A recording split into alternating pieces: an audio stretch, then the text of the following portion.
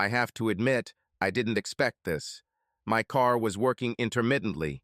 She needed repairs, but I didn't have the money for it. I probably shouldn't have ridden it, but I had no choice. I closed the door and saw the looks of others as I got out of the car. My BMW didn't fit into this area. I headed to the Secretary of State's office. Upon entering the office, probably judging by my appearance, the security guard directed me to the license renewal line. I shook my head, and he looked at me with confusion. "Do you need to take a new photo?" he asked. I shook my head. "Then why are you here?" he asked. Almost every head in the crowded office turned to listen. Most of them didn't even try to pretend that they weren't interested. "I came to register for government assistance," I said quietly. "You know, Dole, I have no income and no money, and I'm going to starve, Dole. Or is it when they just came and threw me and all my stuff out of the lousy apartment I moved into after about being forced to leave the house I thought I'd live in for the rest of my life, an allowance? Maybe it's when I can't find God knows what job to save my ass because no one wants to hire me, an allowance." "Calm down, madam," he said in a nervous voice. "Half the people in this office are registered for or are already receiving benefits. I know what you need. Go there and get one of these forms. Fill it out completely and put it in the inbox at the counter. Then have a seat and someone will call you." "How long do I have to wait until I'm called?" I asked. "Not very long," he said. "Shouldn't take more than 2 or 3 hours at worst." He wasn't joking. People were sleeping, waiting for a call. There was a magazine rack in the corner, but it was empty. My impression was that most magazines were not returned after people had read them. Everyone in this place was constantly looking at me. I knew they were wondering why the hell someone like me, dressed like me, was here. It's a long story and actually quite funny. It all started exactly 2 years ago, next Tuesday. My name is Melinda Conrad. Okay, I know what you're thinking. You think my name sounds a lot like Mel Conrad, that guy who got rich last year and gives all his money to charity and everything. Well, you're right. He is my husband. Okay, technically he's my ex-husband. And you know what else? I got a lousy deal. I'm directly responsible for making him a fucking gazillionaire, and I have nothing to prove it. Okay, maybe I'm not directly responsible, but if I hadn't forced him to divorce me, he wouldn't have gotten rich. So I deserve some recognition, don't I? 2 years ago, we were really happy. We were never rich. We were your typical, average middle-class family. My husband Melvin Conrad, my daughter Melissa Conrad, and I were 3 peas in a pod. We were a very close family. We had a wonderful house. This is the one I was forced to leave. Then I had to move into this crappy apartment that I had just been evicted from, but that's another story. We loved each other very much, as if there was no tomorrow. My husband wasn't particularly excited, but he was nice enough and he loved me. He tried very hard to provide for our family, and as I said, we were comfortable. Our daughter had just finished her first year at a state university when this happened to me. There are so many names for the same thing now, but you know what I had. Some call it a midlife crisis, others call it hormonal imbalance, and still others call it empty nest syndrome. These are all great names for a spoiled woman gets bored and does stupid things she usually regrets. Sometimes this affects men too, so you guys don't think you're safe or immune to it. When you see a graying man in his 40s driving a shitty sports car with a 20-year-old blonde next to him, chances are he has it too. So I invited my husband to dinner because I needed to tell him something. Something terrible happened, and I needed to clear the air. I look attractive enough, at least. At 40, I could still attract attention on a good day. I'm a little heavier than when we first met, but it's all in good places. Mel loved me so much, and I was so stupid. He arrived a little later, no more than 5 minutes, so I didn't scold him for it. He smiled at me. His face still lit up like a Christmas tree every time he saw me. It seemed like weeks had passed since our last meeting, but in fact it was only this morning. I was very nervous when he hugged me.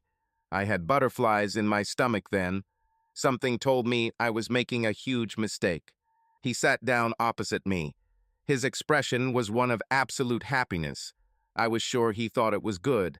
I felt so bad about breaking the heart of the man I had lived with, loved, and raised my daughter with for over 20 years, but I had no choice.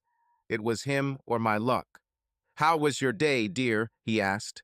Heck, he was the one who went out and worked all day. What was he thinking about? What was I doing all day? Did he think I was working on a cure for cancer or trying to solve the crisis in the Middle East? I got up at 9 and loaded the dishwasher. I threw the laundry in the washing machine and my day was half over. "Mel, I want a divorce," I told him. He spat out the sip of water he had just drunk right in my face. I'm sure it was an accident, but it ruined my makeup and my hair. I just sat there with water and drool running down my face while he tried to catch his breath. "Are you serious?" he asked quietly. "Very," I replied with as much dignity as possible, considering I looked like a raccoon with my waterproof mascara proving to be anything but waterproof. He stood up, wiped his mouth, and said, "My lawyer will contact you." The pain and suffering on his face hurt me. I felt like the lowest grade of sludge on earth. Everything in me, every fiber of my being told me to get on my knees and tell him it was a joke. But I didn't move. He turned to leave after throwing some bills on the table. "Wait, Mel," I said. "It wasn't supposed to work out this way. Do you want to talk about it and ask me some questions? We need to talk about how the divorce is going to work." He turned to me and looked with curiosity, asking, "Why?" I was amazed. I went over this situation in my head hundreds of times, and none of them had such a reaction. He didn't get angry or cry. He didn't demand to know why or threaten me. He just accepted what I said and moved on. What will it change? Will it make me feel better? Will it change you? I doubt both. I'm sure if you do this, it means you've found someone else and want to be with him. Then, how I feel about you is clearly not enough to change your mind, although it wouldn't matter. If you do that, you've already slept with him, right? I nodded my head and said, "But—" He interrupted me. "That means you are no longer of interest to me," he said coldly. "Okay, do you want questions? Should I do a DNA test, or is Melissa mine?" "God, Mel," I said. "For heaven's sake, of course she's yours. What do you think of me?" "You really wouldn't want to know the answer to that question," he said. "Goodbye, Melinda." Then he turned and left. He didn't seem as angry or upset as I thought. "Damn it, Mel," I screamed after him. "You're not even going to try to fight for me." My voice was heard throughout the restaurant. He turned again, and from 3 tables away gave me the answer. "Why, Melinda?" he asked. "I can't change your feelings. Who am I to tell you that your feelings are wrong? You obviously don't love me the way I love you. If you did, we wouldn't be doing this. Because you don't love me anymore, I need to get over you and move on. Besides, I only fight for what I want, and after what you said tonight, that doesn't include you anymore. I wish you the best. I'm not going to get in your way." Everyone in the restaurant was looking at me as Mel headed for the door. I felt a shiver down my spine. I've read about such sensations. People say this happens to you when someone walks on the ground you will be buried under. This probably does mean that, as I said, I made a huge mistake. My heart and my mind were screaming at me, but then I couldn't listen to them. I called the waiter and asked him where the women's room was. When I returned home that night, it was clear from the empty drawers and closet that my husband had left. Any opportunity to undo this was lost. I had the worst headache imaginable. I took my cell phone and called Greg. "He will make me feel better." "Yes," he replied. "It's me," I said. I told him. "Cool," he said. "How did he take it? Did he scream and try to beg you to stay? Did he hit you and beat you up?" "No," I said. "He just got up and walked away from me. He was very calm. He took it well, considering the circumstances." "Do you want me to come over and have sex with you until you pass out?" he asked. No," I said. "I just ruined a 20-year relationship with a man who worshipped the ground I walked on. I think I need time alone." "Okay, see you," he said, and he hung up. I think at that moment I realized that I had greatly underestimated my huge mistake. I knew all the reasons why I wanted a divorce. Greg was younger, much younger, and he made me feel alive. At 29, Greg was 11 years younger than me and 9 years older than my daughter. He was wild and untamed. He was everything Mel wasn't. I sat down on the edge of our huge double bed. When I looked at the bed, it never seemed so big or empty.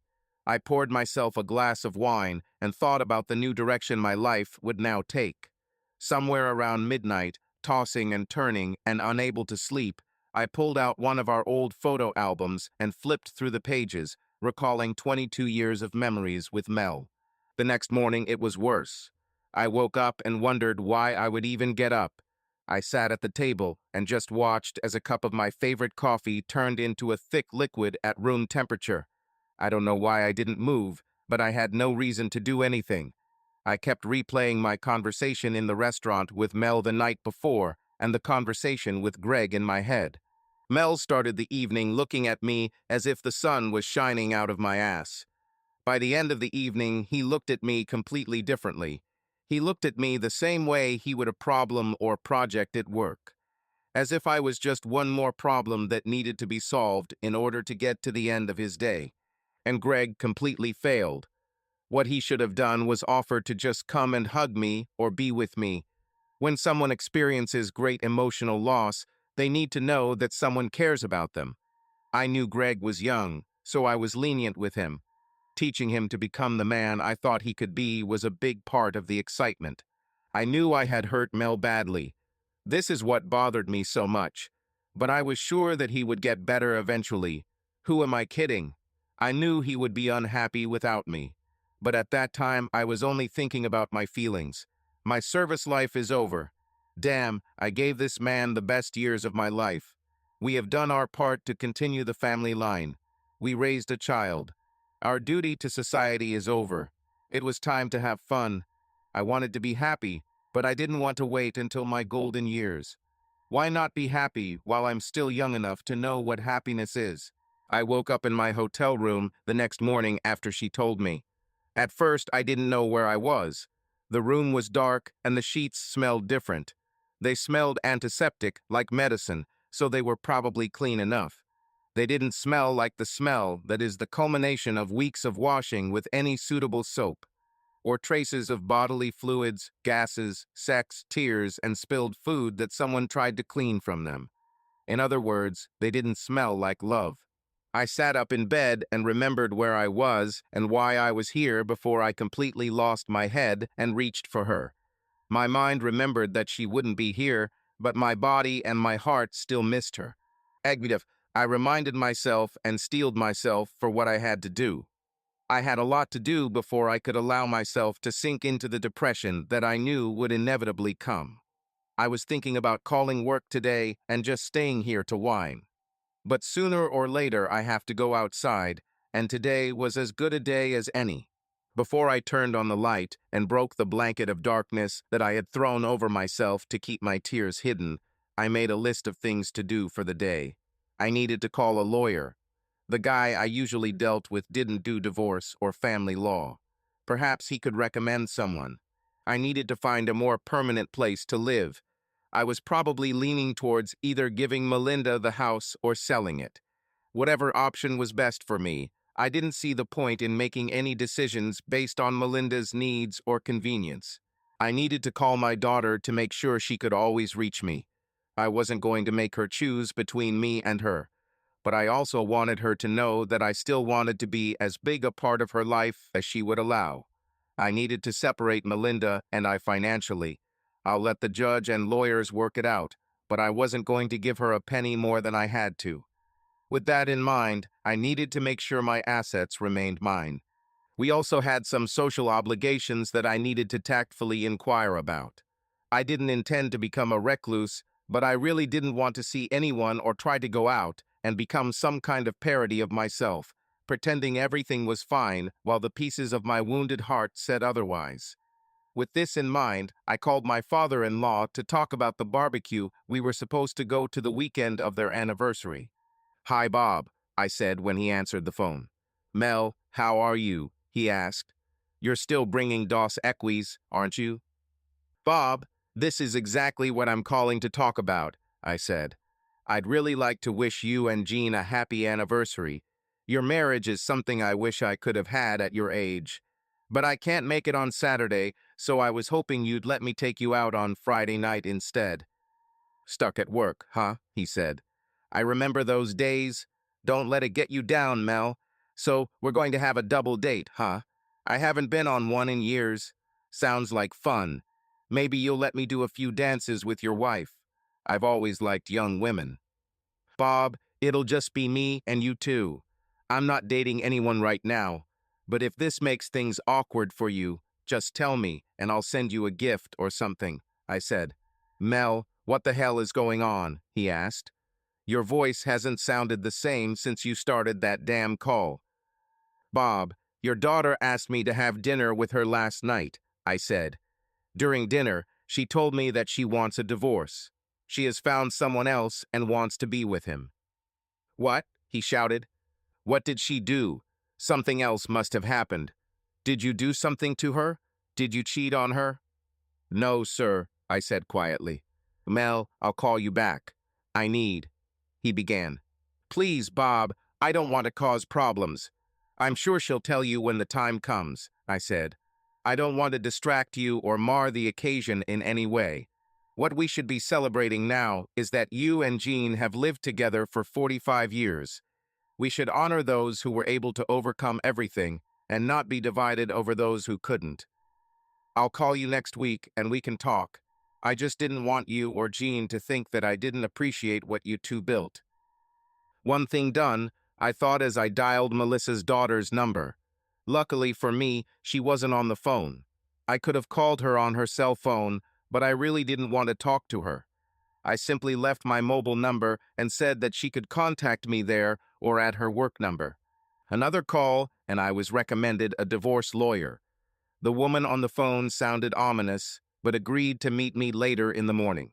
I took out my laptop and started looking for apartments and apartments. Most of them were the same except for the prices. Somehow, I didn't see the point in buying space in a building that you will never actually own.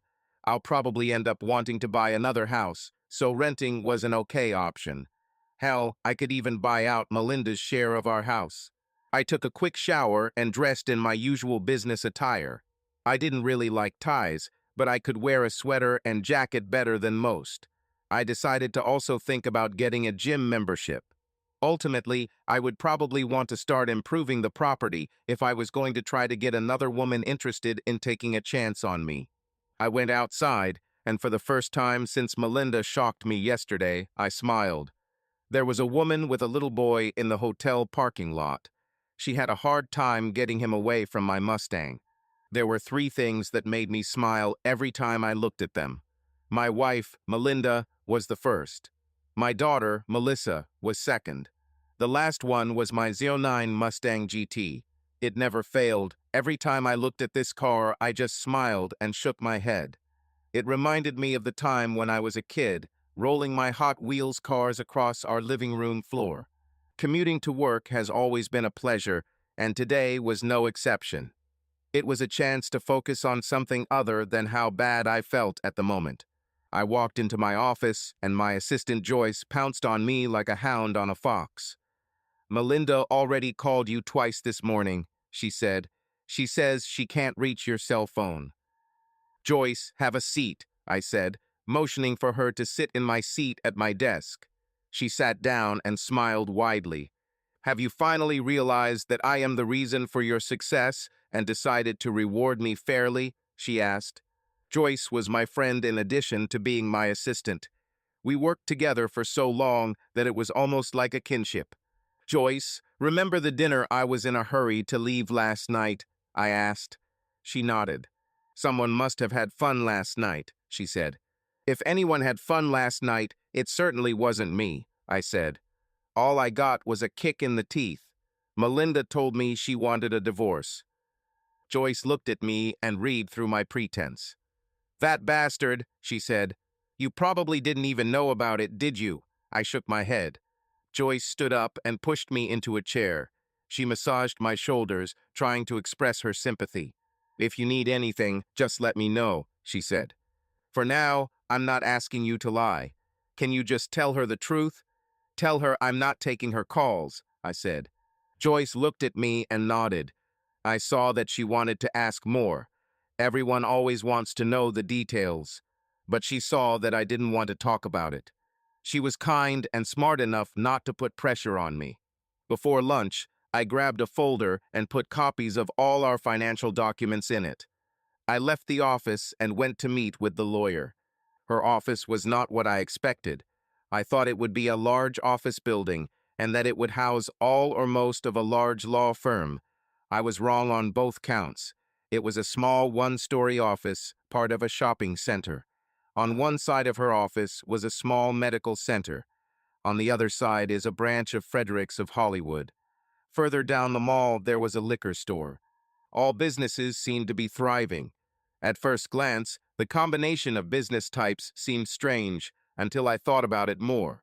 After that, I realized that there was actually one type of business missing here. If you are having problems in your marriage, you could come here and buy lingerie for your wife. You could plan a nice romantic evening and buy something from Fredericks to try and spice things up. If that doesn't work, you have a divorce lawyer at hand. You find out she cheated on you, so you go to the clinic for STD testing, and then to the liquor store to drown your sorrows. The mall offered a fast, convenient, and comprehensive shopping solution. The only thing missing was a therapist or marriage counselor. Perhaps a detective agency and a gun store would be useful too. I opened the door and entered. An attractive older woman asked me my name and the purpose of my visit. "Melvin Conrad, meeting Ann Wilson," I said. "I have an appointment for noon." She smiled and told me to sit down and Miss Wilson would contact me soon. The woman was at least 60, but she was still charming. Almost as soon as I was seated, Ann Wilson opened her office door and beckoned me to enter. Ann Wilson was a large woman with long black hair and piercing blue eyes. She looked at me with that look that all predators use when inspecting possible prey. "Tell me a story," she said. This statement surprised me. I looked at her in bewilderment. She simply raised one eyebrow higher and continued to look at me. "Okay," I said. "Once upon a time, there were 3 little pigs." "Very funny," she grinned. "Tell me about your divorce and the reasons why you came to this, Mr. Kazare Conrad. Time is money. I don't want to waste yours or mine, but it is unlikely that I will take your case." My shoulders sagged, and I began to tell her the long story of my marriage to Melinda. When I got to the part about dinner the night before, she hissed and took a deep breath. "Wait," she said sharply. "What did she do?" "She took us out to dinner at her favorite restaurant and told me she wanted a divorce because she had found someone new, and she had already had sex with him," I said. Miss Wilson stood up.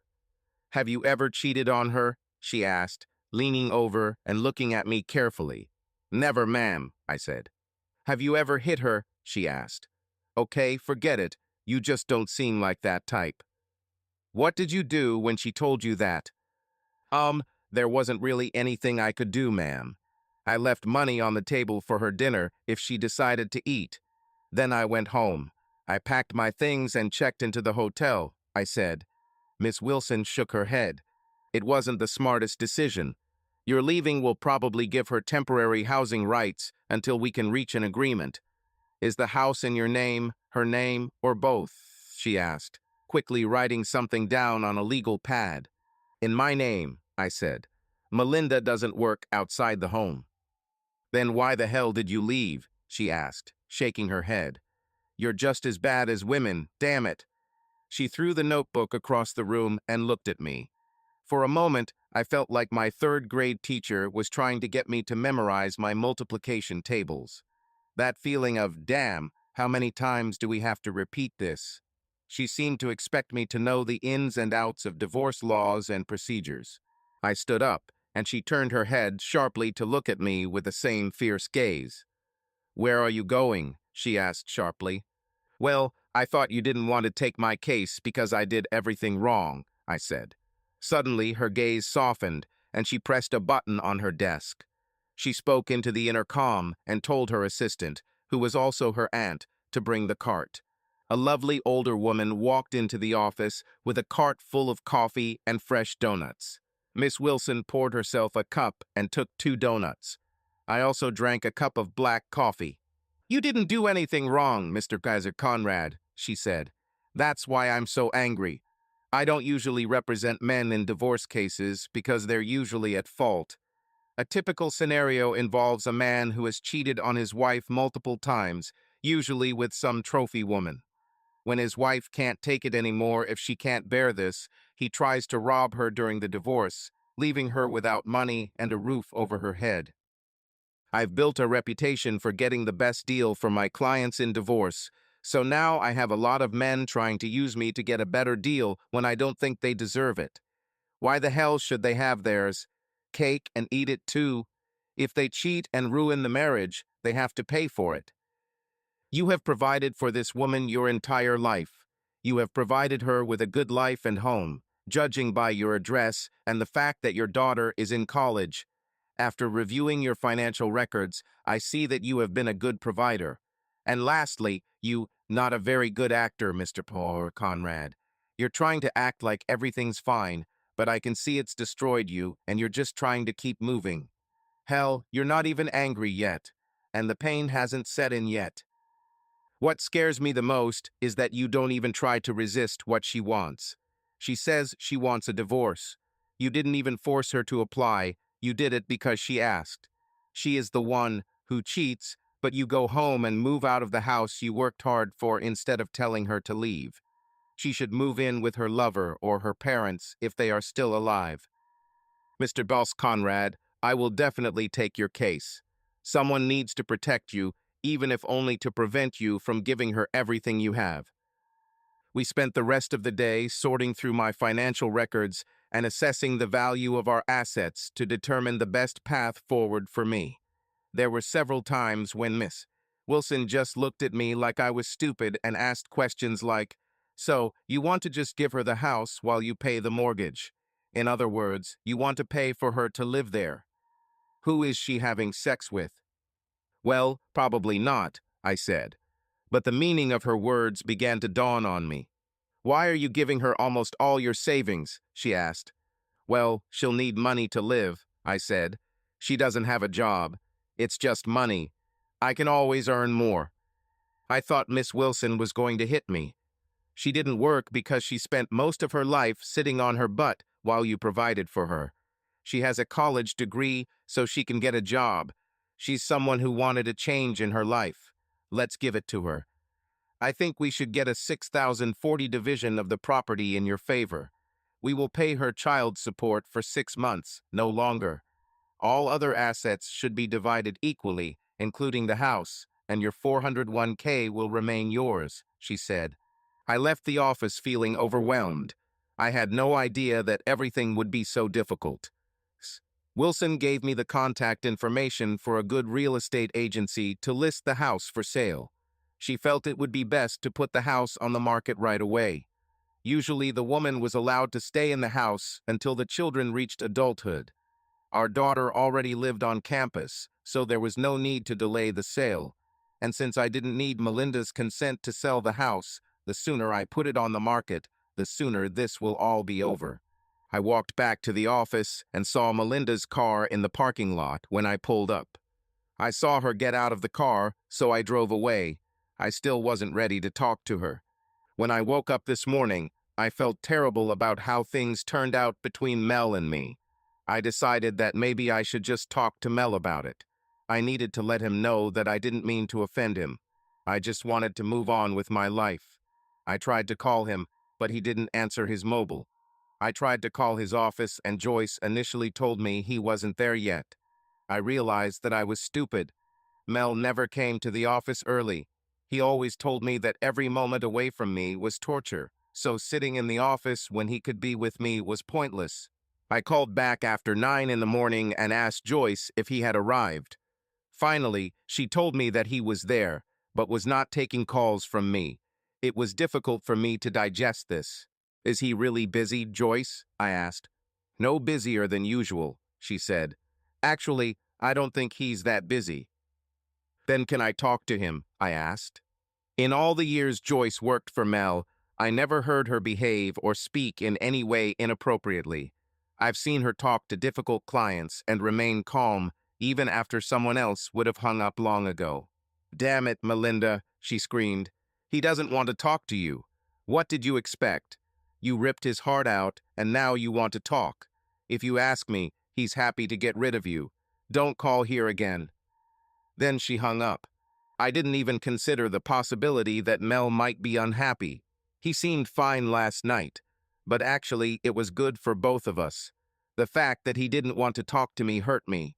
I was about to call Joyce back and remind her that she works for Mel, not the other way around, and he should be the one to tell me if I can call him, when my phone beeped.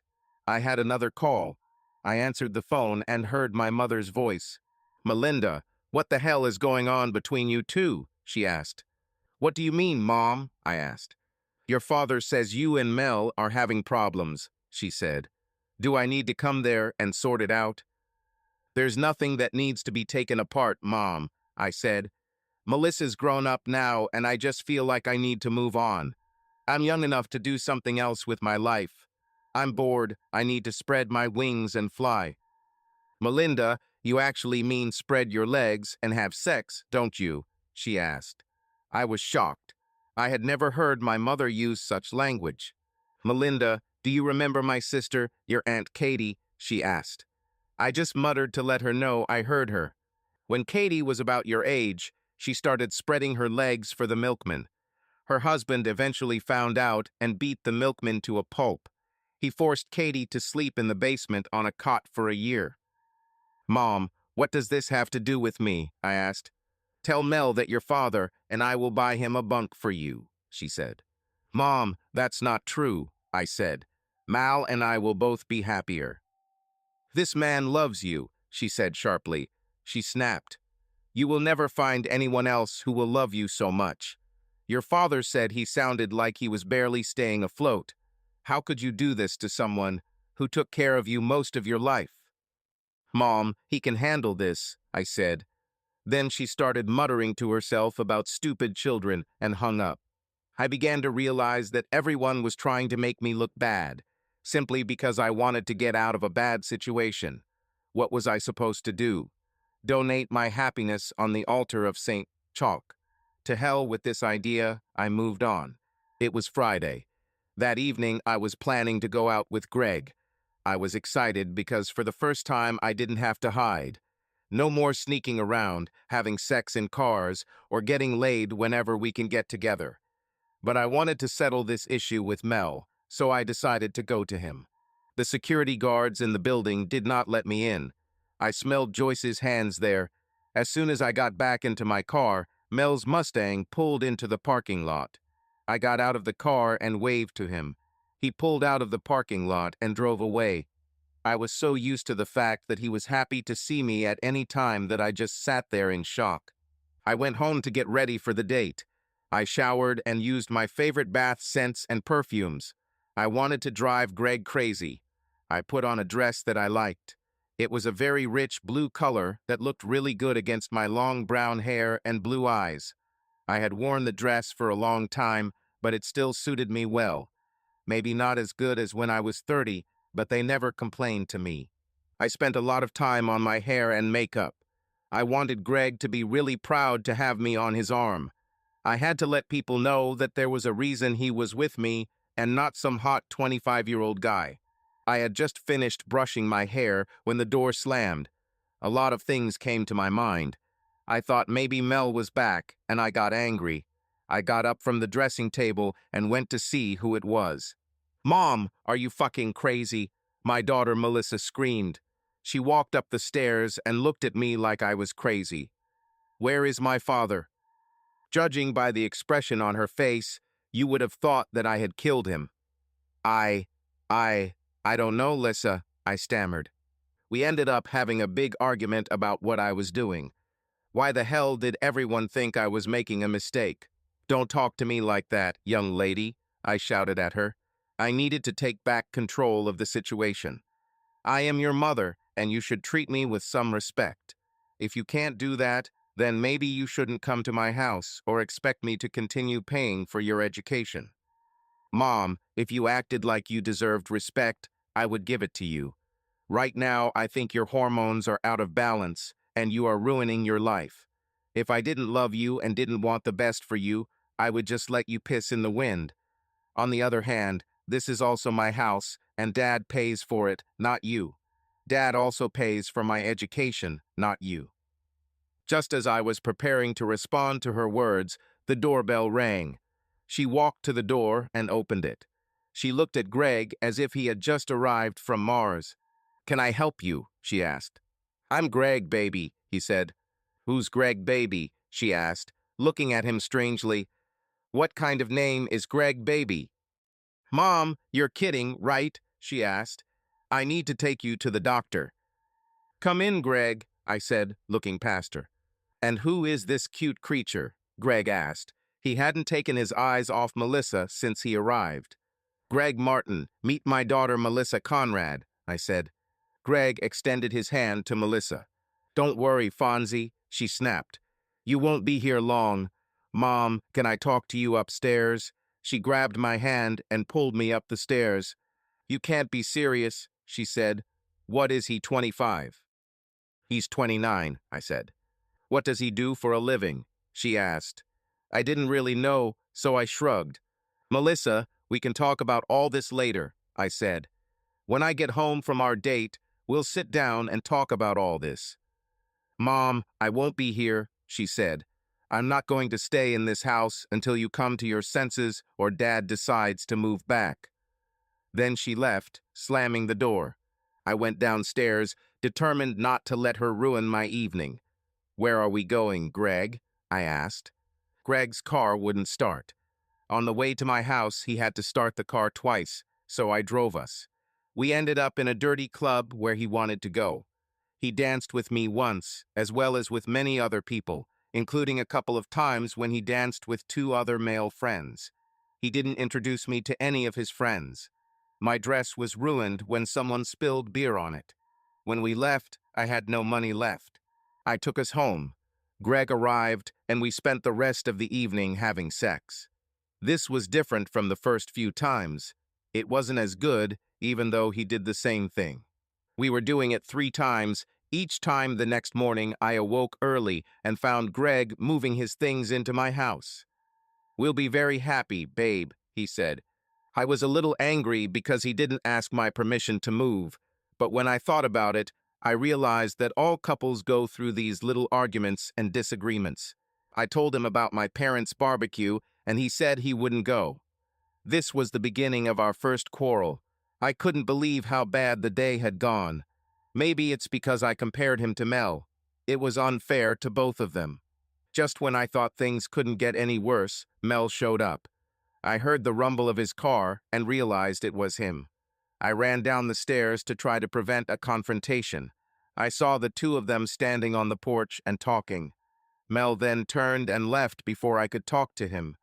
I ran after him along the roadway, calling him, but he didn't even slow down. "What did he want?" I asked. "He's a good guy," Greg said, "and his car is so cool. He just said to treat you well and hope we're happy. He came by to pick up some more of his things.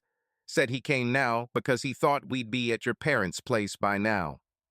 He said something about how we'd have to leave soon." "What?" I asked. "What are you talking about?" "Why are you yelling at me?" he asked. He left in a huff, and when I entered the house, he was sitting on my white linen sofa drinking beer. I just looked at him. "I'll go with you to your parents if you let me have a party," he said. He explained to me that he wanted to invite some of his friends to introduce them to me and show how happy we would be together. I was so glad that he agreed to go to my parents' barbecue that I immediately agreed. I was also glad because we seemed to have learned to negotiate and make decisions as equals. This was a big step in our relationship. I won't go into detail, but my parents and most of my family and friends hated Greg. My father eventually kicked him out of the house. Well, my father just told him to leave. It was my brother-in-law who took him by the collar and led him to the door. I told my dad that he was wrong for making Greg leave. He told me that I could leave with him. I told him he was greatly exaggerating. All Greg did was fart loudly a few times and tell a few stupid jokes. He was just trying to make friends in an unusual situation with a group of people he didn't know. He might have been a little loud and uncouth, but I was going to spend the rest of my life with him, so they had to adjust. When we got home, I noticed that more of Mel's things were missing. He left me a card with his lawyer's name and number so I could pass this information on to my lawyer.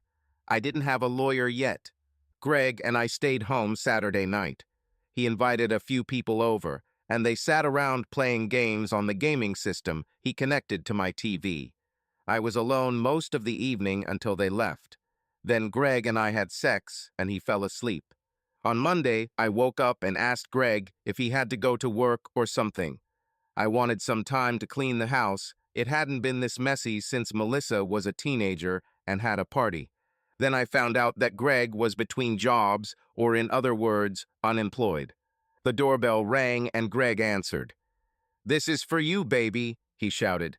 I walked downstairs, still trying to wrap my head around the parameters of my new relationship. I noticed Greg looking with interest at whoever was standing at the door. When I approached the door, I saw a young woman. She was about 20 years old and quite nice.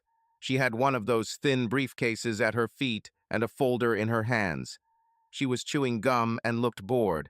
She looked like she sold magazine subscriptions to earn money for school. She looked up at me as I approached and asked me by name. I was sure she got my name from one of those internet lists. The companies that compile these lists buy and sell addresses and names so they can sell you products they think will interest you. "Melinda Conrad," she asked in a completely indifferent voice. "Yes," I said, "but I am not." "You have been handed it," she said. She handed me a stack of documents, and before I could ask her anything else, she turned and walked away. She was still chewing gum and looking into her briefcase for another file. She looked at her watch, got into the car, and drove away. "She has a really nice ass," Greg said, watching her all the way to her car. I looked at the document she handed me. I guess I expected Mel to just sit and wait while I decided how our divorce would go. Obviously, he didn't wait.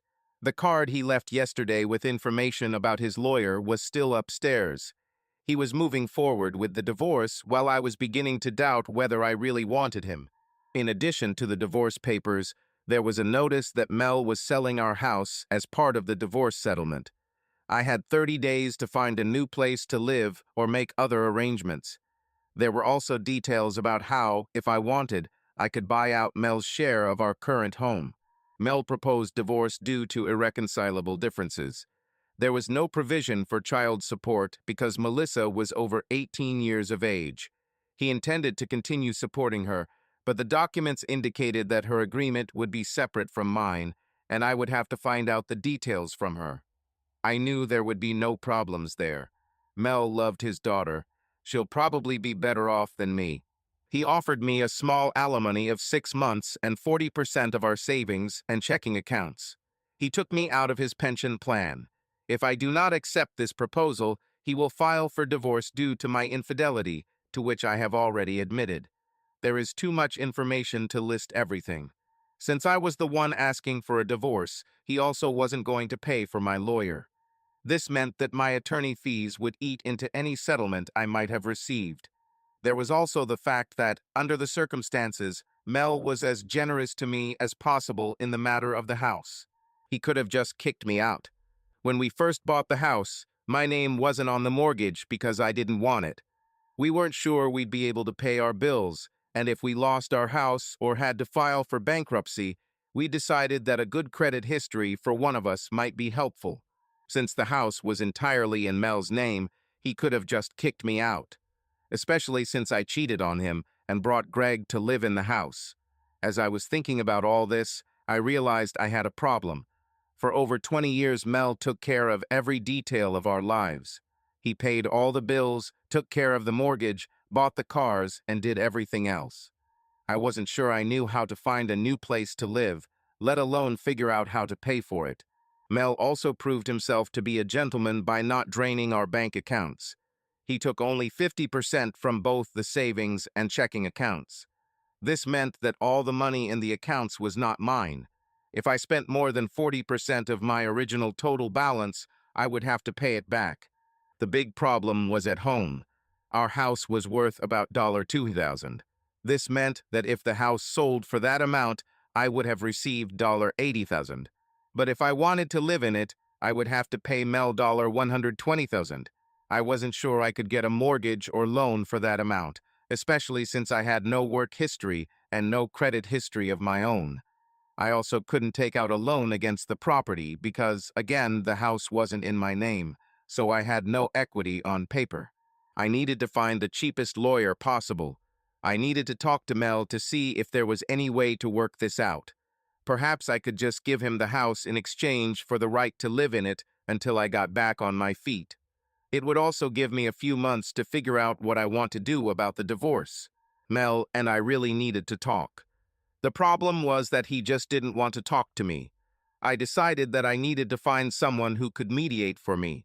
I called my dad and asked him to call Mel on my behalf. He refused. "Melinda, you are my daughter. I am truly shocked and disappointed by this whole situation. This man was a much better son-in-law than I could have expected. I really need to call him soon. I need to apologize to him for our last phone conversation.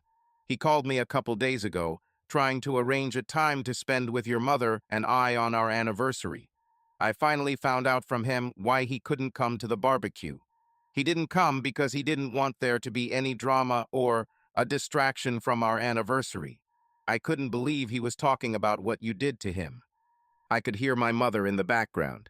"Then you came with that damn bully and ruined our party. To be honest, I wished Mel had come to the barbecue instead of you. So if you're trying to talk me into getting you a date, forget it. He's suffering enough as it is. Give it to the man. Peace. You wanted a divorce. He gives it to you. Although if I were Mel, married to you, and you tried to do something like that, I would kick you out." Then my father hung up on me. I decided to call my daughter and see if she could help me. She ultimately wanted us to get back together. Melissa was even less helpful than her grandparents. She didn't want to talk to me at all.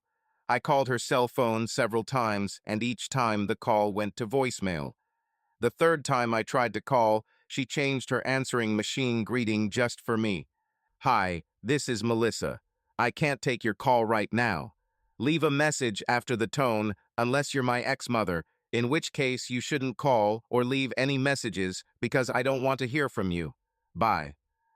There is a price for selfishness, and although I didn't realize it, I was just starting to pay for it. Ann Wilson handled the divorce cases. She was a wonderful woman. Despite her initial attitude towards me during our first meeting, I noticed that she was very caring and concerned about my well-being. She called me every day to let me know what was going on and what I could expect as a result. She told me immediately after Melinda received the summons. She also asked me what I wanted to do in each situation. Some of the things she wanted me to do didn't seem right to me. She suggested that I take a long vacation from work. That way I would have no income and maybe I could avoid paying child support to Melinda. I liked the work, but the thought of having any connection with Melinda for any period of time was unbearable for me. There were a few ideas that I often wished I could spend more time on. There were also a few places I wanted to visit.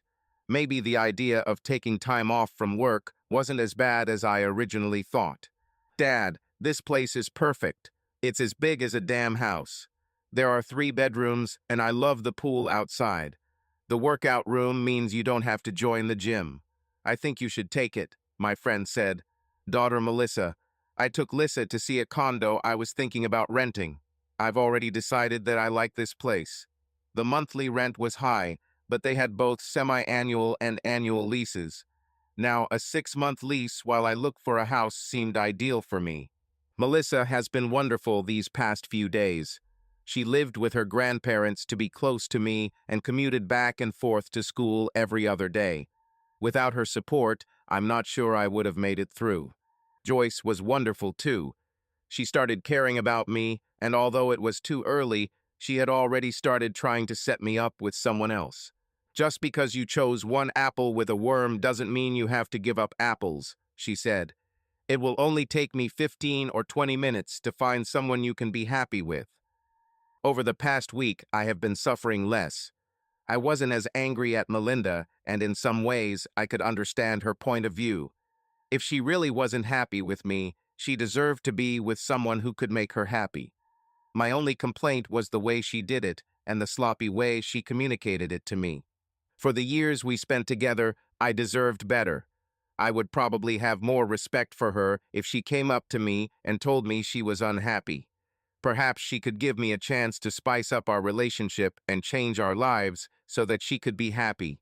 There was nothing I wouldn't do for her. But she decided to find another guy, sleep with him, and then tell me she wanted a divorce. And now she seems to want to talk things out and try to be friends. Fuck it, I can find my own friends.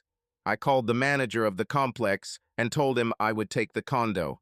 It was move-in ready, so I'll have a check for it at first light, and I'd like to move in this weekend. When I kissed Lissa goodbye before she left to go back to her grandparents, I knew I would be okay. I remember when I was 8 years old and my parents forced me to take piano lessons. My piano teacher, Mrs. Lipscomb, taught me a rhyme so I could remember the lines from the staff. E.G.B.D.F., every good boy does fine. I've been trying to be a good boy my whole damn life. I'll be okay. At first, when Mel threw this at me, I didn't see a way out. Just suffering and loneliness, but I began to see the light at the end of the tunnel. I had problems, and I knew it. Greg used all the money from his savings account to buy himself a car. Over the past 2 weeks, I've started to question why I even want to be with him. It wasn't so bad that he moved into the house without asking. He began to use the house as a meeting place for all his friends. They came at any hour of the day or night, and many of his friends were women. Then he started bothering me that we don't really have an equal relationship. We did not share and share equally. He didn't understand why I could have this with Mel and not with him. So I gave him the key and foolishly gave him access to my bank account. And within a week, he had completely emptied his savings account on a used Honda. I tried to explain to him how divorce apparently works. It looked like Mel was going to get his 60%. I agreed so I wouldn't be called an adulteress and Greg wouldn't be dragged into it. Mel also didn't want to give me any leeway with the house. We only had 2 weeks left before we left, and at the rate things were going, we wouldn't have enough money to build another house. I may have to move into an apartment. Even worse was the news that Mel was going to take a few months, or perhaps a couple of years, off work while he got over the depression our breakup had plunged him into. This meant he would have no income, so I probably wouldn't receive any child support. He even let his daughter down. From what I heard from my sister, Melissa was now living with my parents so she could provide emotional support for her father. Supposedly, she was moving somewhere else this weekend, so he probably didn't give her enough money to stay on campus. However, last night was the worst. After trying to keep the house clean from the mess Greg and his friends seemed to leave everywhere, I went out onto the deck to relax a bit. I think I fell asleep. I woke up to someone tapping me on the shoulder. Of course it was Greg. He wanted me to please him. I was half asleep, so I just started doing it. That's when I noticed his friends were watching. "Greg!" I screamed, pushing away from him. "Come on, baby," he said. "There's nothing wrong with that." I couldn't remember seeing most of his friends with a girl, and all the women who came to visit Greg or his friends were available girls. If you really loved me and really wanted to be with me forever, you wouldn't have a problem with that, he said. I think you'll want me to move out next. Okay, I'll do it, I told myself. I didn't know if I did it because I really thought he was hurt, or because if I ended the relationship, it would mean I was throwing my marriage away for nothing. The next thing I did was give him pleasure. "Back to the PlayStation," he yelled, and they all walked back into the house, laughing. "I told you so," I heard him say. Later, when all his friends had left, Greg came into the bedroom. He didn't even bother to take a shower. I just took off my clothes and went to bed. I pretended to be asleep. He turned me over and started groping my breasts. At first, the thought of making love to a younger man did wonders for me. But lately I've been thinking, and I realized what the problem was. Greg didn't make love to me, we just had sex. It was a completely physical affair with no emotional connection, at least from his side. "No, Greg," I said. "Come on, baby, don't be like that," he said. "I'm not in the mood," I screamed. "Good night." "I bet you'd be in the mood if I were Mel, wouldn't you?" he barked. He then left the room, slamming the door. I'm not sure if I was relieved or upset that he left. But I really thought about his question, and I knew the answer. By then, I began to realize that I was a fool. The only problem was that I didn't have an exit plan. Greg told me that he would start working in a few weeks, and after that things would get better for us. He needed a car to get to and from work and got a good deal on it. I got up about an hour after he left. I felt bad that we were fighting, and I wanted to talk about it. Our relationship was getting out of control. In some ways, it was the same as with Mel. In my marriage to Mel, I had to talk to him about my feelings. If I had done that, we might still be together. I swore I wouldn't make that mistake with Greg. Greg couldn't change unless I talked to him about the things I didn't like. We were from different generations and led different lifestyles. Conflicts were inevitable. I went down to the living room and heard a groan.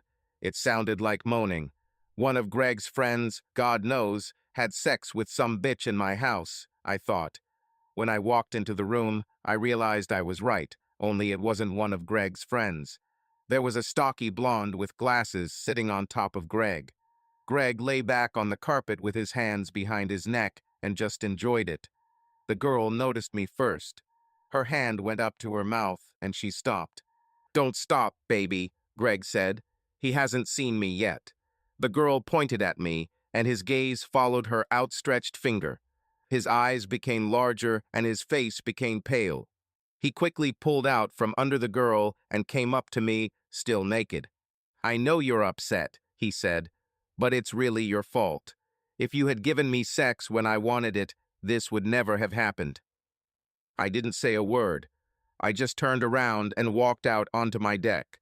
I sat down in one of the lounge chairs I had seen online and Mel painstakingly built and painted them to make me happy. As I sat in the chair, I noticed that the other 3 chairs in the set had been thrown into the pool and the chlorine had already begun to fade their color. Then I just started crying and praying that I would wake up, and it was all just a terrible dream. I fell asleep again there by the pool. The next morning I woke up and looked at the clock. I'm cold. I slept outside and Greg didn't come and wake me up. I was also late for my meeting with the lawyers to sign the final divorce agreement. I walked up to the house and the door was closed. Not just closed, but blocked. I started knocking on the door, and after about 10 minutes, the girl Greg had sex with last night let me in. She didn't say anything. She simply opened the door and left. She was walking up the stairs when I called her. "Where are you going?" I asked her. "Back to bed," she yawned sleepily. "You don't sleep in my room," I said. "Greg said I could," she spat. "Get out of my house, or I'll call the police," I screamed. "Fuck you, Grandma," she barked. "I've been kicked out of better houses than this one. I'll be glad when Greg leaves you."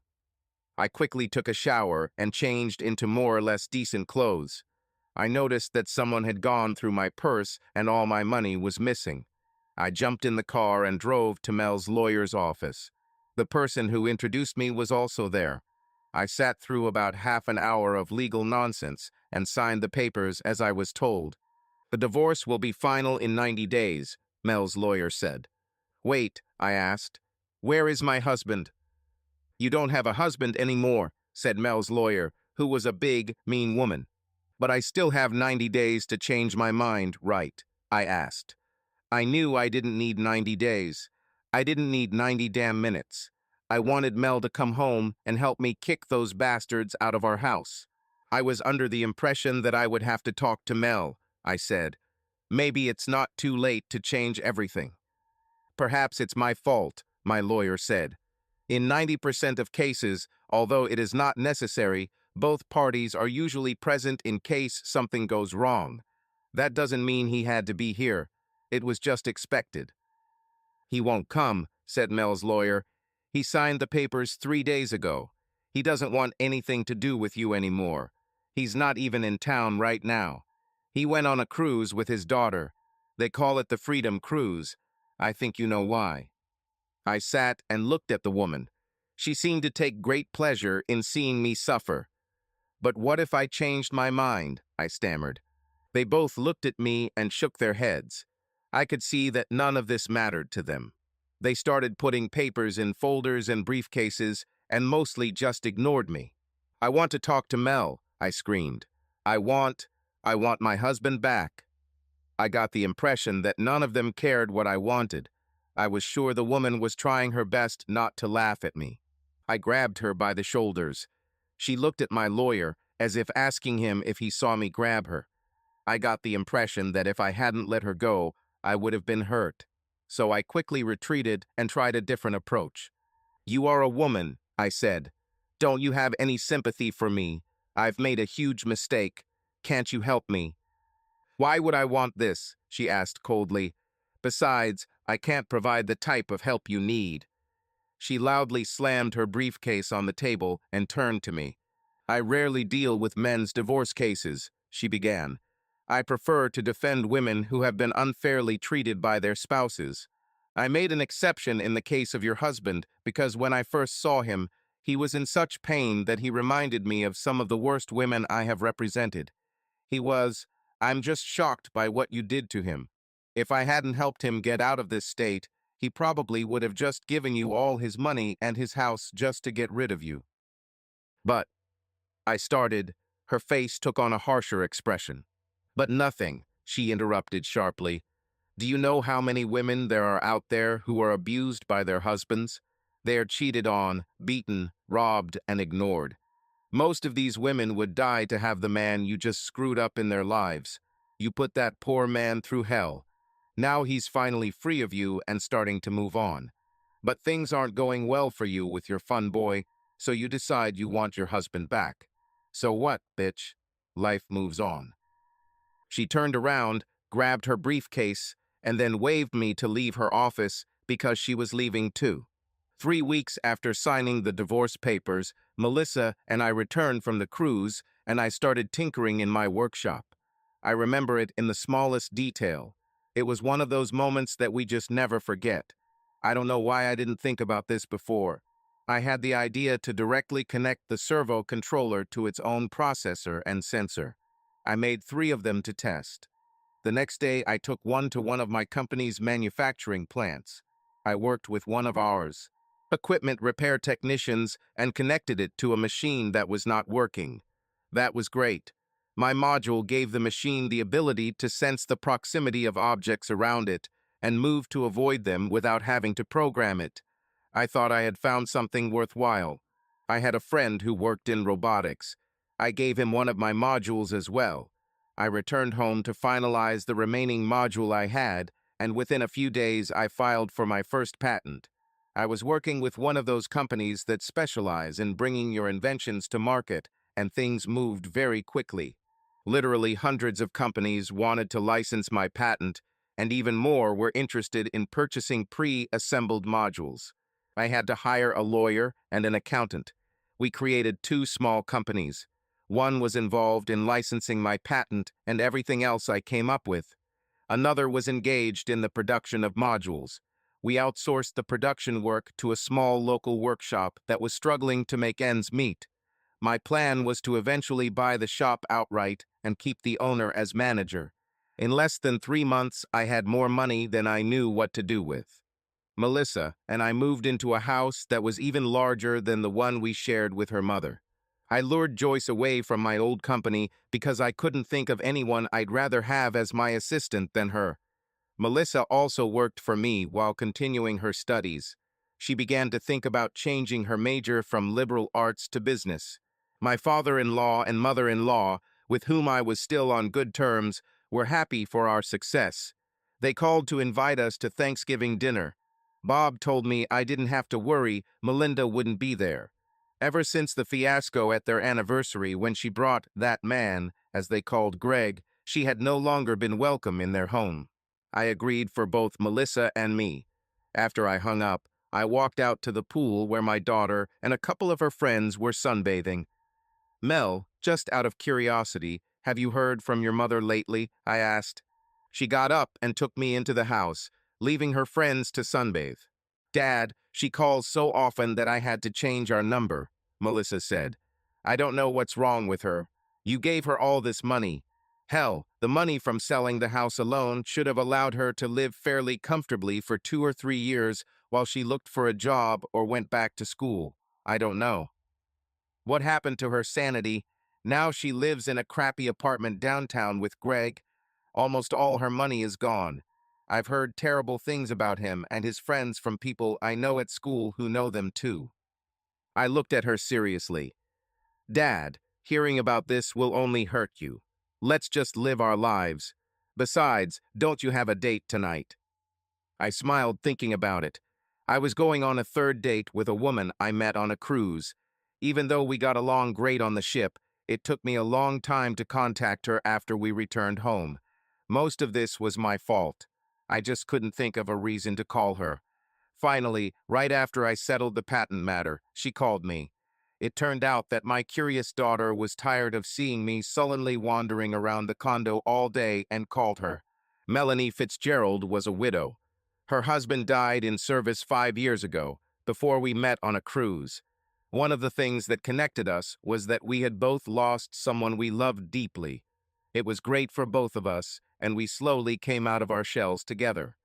By the time Melissa brought us back together, we both missed each other, but just didn't know how to connect. Our first date was the traditional dinner and movie. The second date was dancing at a club, and tonight we were going on a river cruise with dinner and more dancing.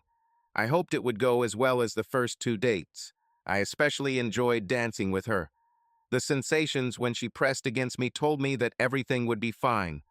I was kicked in the teeth by what Melinda did, but I got up and moved on with my life. I got into my Mustang and headed to Melanie's house. When I started the engine, the stereo came on and nearly blew my head off. Melissa drove my car to the store this morning and listened to one of her CDs. The song she was listening to was I Don't Want to Stop by Ozzy Osbourne. I turned the volume down just a little, then smiled and let her play. Either way, it was a great driving song. As I pulled away from the curb, I noticed another car approaching from the opposite direction. Even though I wasn't paying attention to her, I drove to Melanie's house with Ozzy screaming about how he didn't want to stop.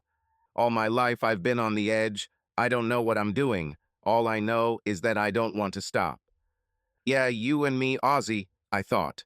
I didn't notice until that moment, but the car, a brightly painted Honda, was following me. This car looked like something out of a circus. It was one of those cars that only a teenager who had watched Too Much Fast and the Furious could drive. The guy was probably following me, hoping I would agree to the race. When I arrived at Melanie's house, I got out of the car. I turned down the volume on the stereo because she lived in a nice neighborhood. Melanie wore a really cute gray velvet dress that showed off her curves beautifully. She stepped off her porch and literally ran towards me as soon as I got out of the car.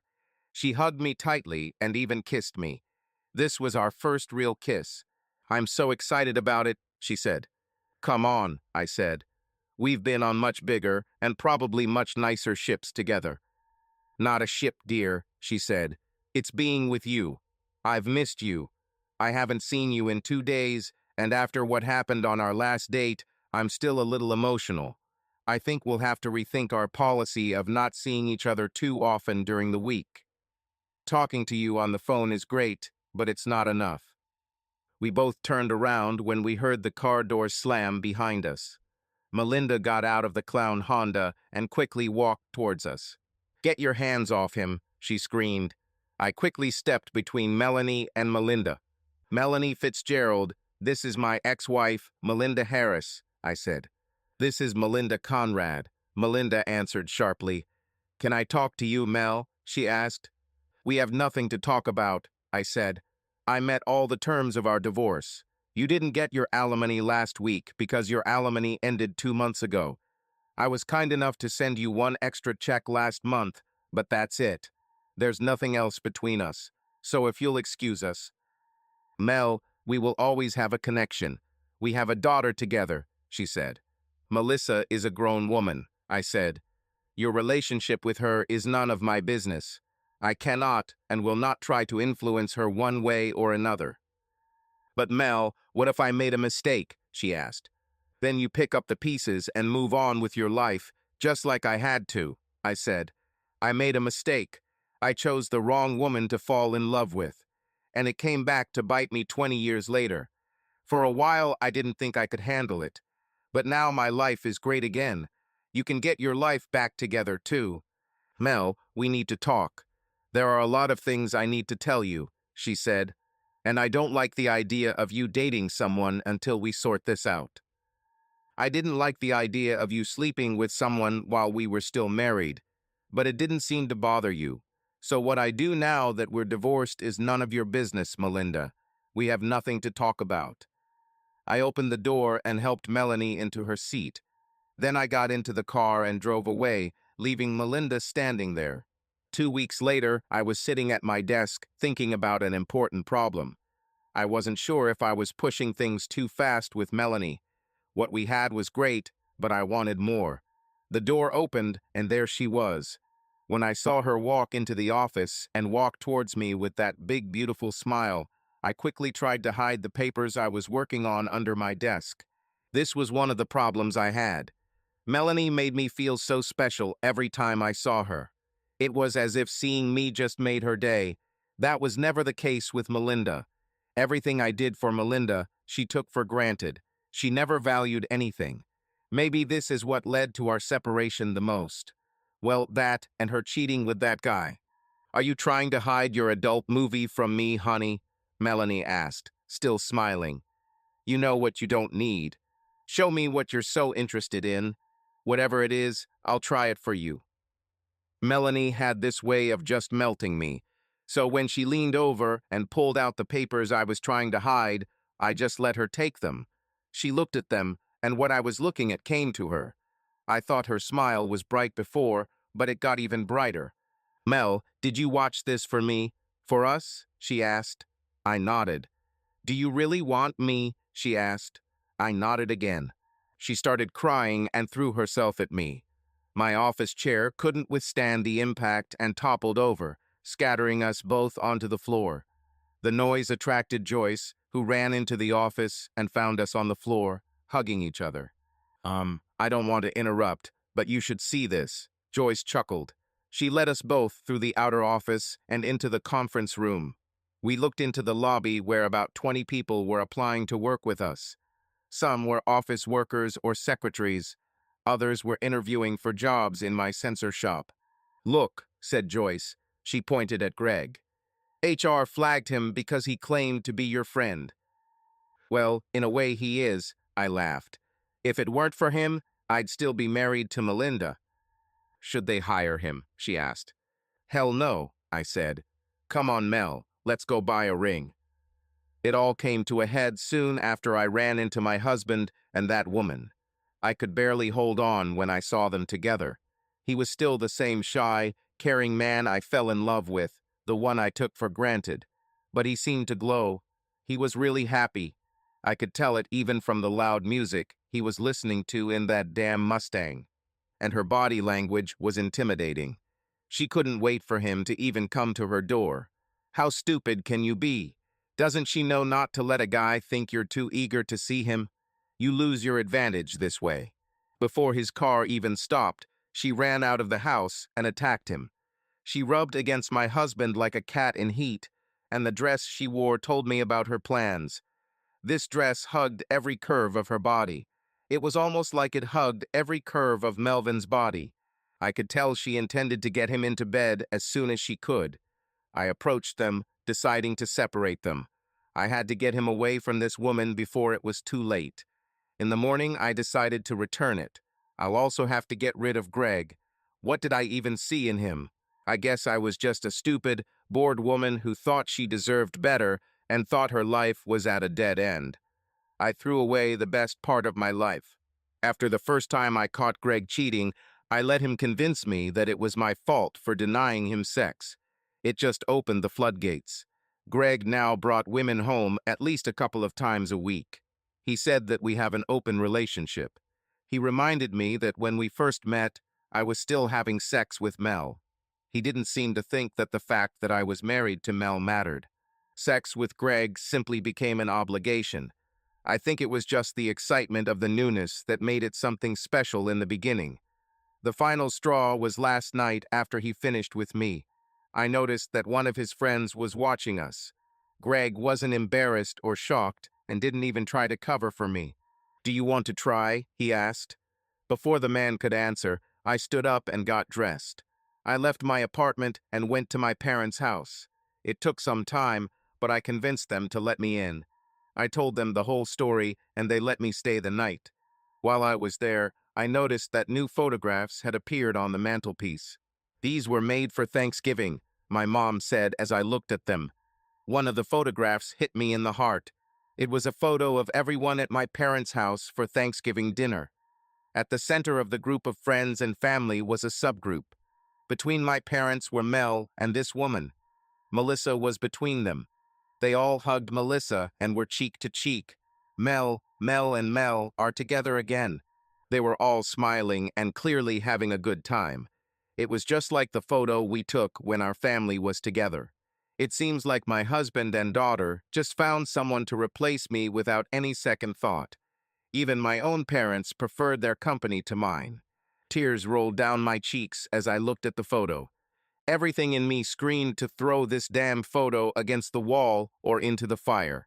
It took more strength than I thought I had just to put the photo back on the mantelpiece. I took great pains to make sure I put it back in the same position, if not the same spot. "What did you expect?" my dad asked from behind me. "I guess you thought they'd wait forever for you, huh?" "Dad, you didn't even invite me to Thanksgiving, but you invited her," I cried. "Honey, your boyfriend almost ruined our anniversary. You made it very clear that he was the man you wanted to be with, despite everything you were told. You even chose him over your own child to be with him. You let her leave that house. It sent a clear message to everyone that you thought being with him was more important than her or us. Melvin tried to avoid you. He let you have what you wanted. You can't blame him for trying to find someone he could be happy with. As for Thanksgiving, we told you on our anniversary that you couldn't bring that bastard you were with into our house, and you're still with him. We invited Mel to Thanksgiving because, no matter what, whether he is married to you or not, he is part of our family. He may not be your husband anymore, but he is still our son-in-law because he is the father of my granddaughter. And the woman he brought with him? He asked our permission first, unlike you who just came with your other bastard. Melanie is a wonderful lady. I like her very much. And if Melvin couldn't come back to you, she is exactly who I would want for him and for my granddaughter. She is polite, attentive, and helpful. She will always be welcome in this home when she comes. She's not you, Melinda. She's not my daughter. But Melvin also has the right to happiness, so we would be happy if he found it. "But Dad, I want him back," I screamed. He simply shook his head. "Melinda, judging by how they got along and what they talked about, it might be too late for that. Even if Melvin doesn't marry her, he still might not want to come back to you. You hurt him badly. Why would he want to be in this situation again? What about Melissa? You chose your comfort boy over your daughter. Any surprise why she isn't answering your calls?" Listening to their conversation, I realized that he was right. The next day, I returned to my small apartment and started cleaning. When Greg woke up, I told him that he and all his friends needed to leave. While I was cleaning, I found several late payment notices and a notice to vacate my apartment. I didn't even know they came. I gave Greg access to the bank account so he could pay the bills. He didn't pay any of them, and all the money was gone. He tried to find a job last week and was rejected outright. He told me that the company he wanted to work for turned out to be owned by Melvin. My husband became more successful within a year than I ever could have imagined. Unfortunately, he wanted nothing to do with me. I myself went to apply for a job with them yesterday. I sat down in the big room and filled out the form along with a lot of other people. When they started calling names, I had a good feeling about my chances. Many people I sat with who had no skills at all came back smiling and told us they got the job. As I was waiting to be called, I felt that look you get when someone looks at you. I turned to my left and looked through the large glass. My daughter was in the corridor outside the hall. She pointed at me while talking to another woman.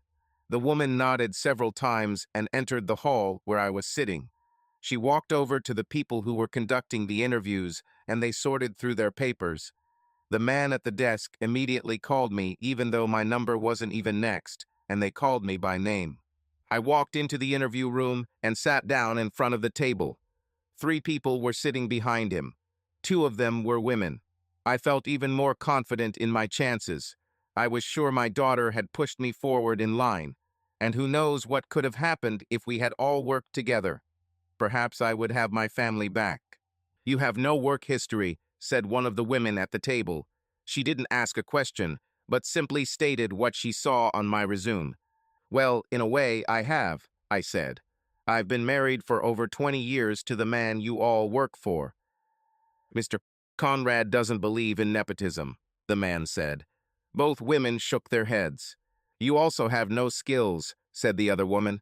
"It says here that you have a university degree.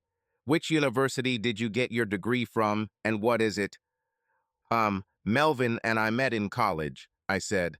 "I got my degree from the same college as him, but it wasn't the same. I remember that for sure. Melvin probably remembers."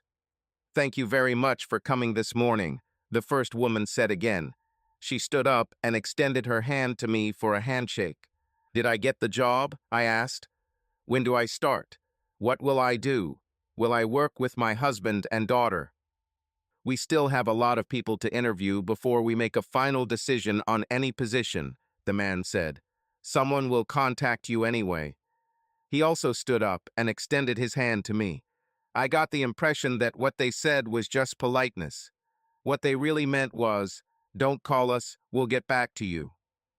When I left the room, I realized that I was the first one who was not hired. I turned around and saw Melissa talking to the people who had just interviewed me. She nodded her head and, without throwing a single glance at me, walked away in another direction along the corridor. My own daughter just ruined my chances of getting a job. I had only one choice left. I needed a place to live and money for food. I would be too embarrassed to go back and live with my parents. I had to apply for government assistance. After all the years Mel and I paid taxes, they owed me it. Melinda Conrad, hearing my name, brought me out of my thoughts. I walked into the office while the woman looked over the forms I had filled out. "How much will I get?" I asked. "Mrs. Conrad, what was your income last year? Have you received any amounts of money or payments in the last 12 months? Your finances are very poorly described here. What assets do you have? Are you responsible for any children? It says here that you recently got divorced. Did you receive any alimony or monetary settlement for this?" "Well, I had 6 months of child support, and I got $80,000 from the sale of our house, plus 40% of our checking and savings accounts," I said. The woman looked at me. "Are you joking?" she asked. "No," I said. "You blew over $80,000 in less than a year and expect. Get out of my office." I stood there, stunned and offended. My whole world seemed to collapse. I had lost my family, my home, my job, and now when I asked for the help I needed most, I was turned away with contempt. I left the office feeling more lost and desperate than ever. My daughter Melinda walked into the office just as I was about to leave for Melanie's going-away party. Melanie wanted to work until the end of the month so she wouldn't leave her boss in the lurch, but we both decided she didn't need to work anymore. If she just needed something to do to keep herself busy, we had plenty to do here. Besides, Melanie is only 36 and I'm 41. Perhaps we could try to give Melissa a brother or sister. "Hey, honey," I said, picking up my jacket. "Are you going to Melanie's going-away party?" "Of course, Dad, I won't miss it," she said. "I just wanted to show you this." She handed me an application that was stamped, rejected. You couldn't, I laughed. I did it, she laughed back. I just kissed her on the cheek and shook my head as I headed to my new wife's party. I loved my life again. Everything was as it should be. I no longer felt any anger or pain towards my ex. Looks like my daughter is still doing it. Rejection can be hard. Honestly, I would be happy to hire Melinda and keep her close to where we work, just so she can see us regularly and see what she's missing. They say the best revenge is a life well lived. I would be glad if Melinda could see how we live. It would be like a daily reminder of what she had lost every time she looked at us. I didn't seek revenge or do anything bad to Melinda. I just let karma deal with it. I focused on being a good person and making myself happy. As I walked out the door, I was momentarily confused trying to find my car. In the parking lot next to the building were two nearly identical Mustangs, parked close to the building in management spaces. It took me a second to realize which one was mine. It was even worse at home, since Melanie now also drove the exact same car. Then suddenly I realized which one was mine. It was easy to find out actually. Mine was the one whose license plate read Egdef. Subscribe to our channel so that your second chaff doesn't cheat on you, and go ahead and listen to the next story, because this story is nothing compared to the next one. If you're under 18, don't even think about listening to the next one.